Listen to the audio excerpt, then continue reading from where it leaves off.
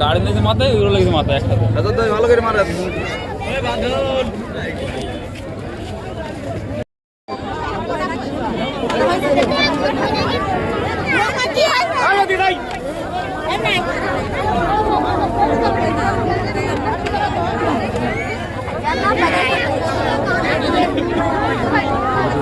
Monotone এর সাথে আপনি বলেন কিভাবে হইলো? গাড়ির নাম বলতে হবে না। অ্যাক্সিডেন্টটা হয়েছে, মুখোমুখি সংঘর্ষ হয়েছে। কীভাবে হয়েছে আমরা তো এটা দেখতে পাই না। এই মাত্র আসলাম আমরা, এসে দেখি প্রচুর মানুষের ভিড়, এই জন্য আসলাম আমরা। এসে দেখছি একটি লাশ পড়ে রয়েছে, আরেকটি লাশ মেহেরপুরে নিয়ে গেছে জেনারেল হসপিটালে।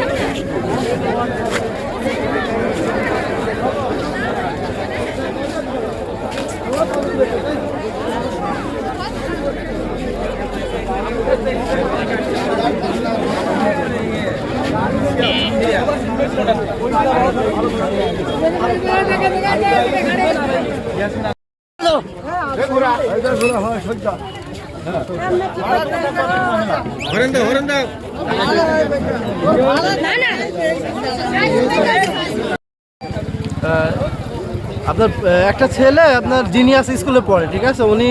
ও ছেলেটা স্কুলে যাচ্ছিল, ওর সামনে ঘটনাটা ঘটেছে। তো ও বললো যে এরা একজনা যে চালাচ্ছিল ও গাড়িটা কন্ট্রোল করতে পারে নাই, সোজা এসে ট্রাকের ভিতরে ঢুকাই দিয়েছে, ঠিক আছে। আর যে মারা গেছে এর নাম হচ্ছে লিজন, এর বাসা হচ্ছে আপনার মোনাখালী। আর আরেকজনের নাম হচ্ছে রকিবুল, ওনার বাসা হচ্ছে চকসমনগর নতুন গ্রাম। ওরা কি কাজ করতে এটা মানে সকালবেলায় কি উদ্দেশ্যে যাচ্ছিল এখন কেউ বলতে পারছে না। ওদের বাসা কারোর সাথে কথাবার্তা বলা হয়। এমনিতে তাদের পেশা কি ছিল? ওর মামা হচ্ছে আপনার প্রবাসী একজন, কিছুদিন 2-3 মাস আগে উনি বাসায় এসছে। আর উনি অল্প বয়স, উনি কিছুই করে না, বিদেশে যাওয়ার জন্য প্রস্তুতি নিচ্ছেন।